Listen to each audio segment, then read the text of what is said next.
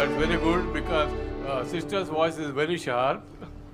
సహోదరులు చాలా చక్కగా గట్టిగా పాడారు. Sharp అంటే కొద్దిగా షార్ప్ గా ఉంటుంది కాబట్టి your voice will be heard, but their voice is bass. That's why they are not able to hear.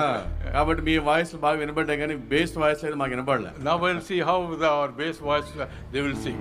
కాబట్టి బేస్ వాయిస్ ఉన్న వాళ్ళు బ్రదర్స్ ఎట్లా పాడతారో మనం చూద్దాం. We'll start with the brothers now. ఇప్పుడు బ్రదర్స్ మనం స్టార్ట్ చేస్తాము. They should not overtake you. వాళ్ళు మిమ్మల్ని ఓవర్టేక్ చేయకూడదు. We'll see how the brothers will sing now. Brothers ఎట్లా పాడతారో చూద్దామా. Seek ye first the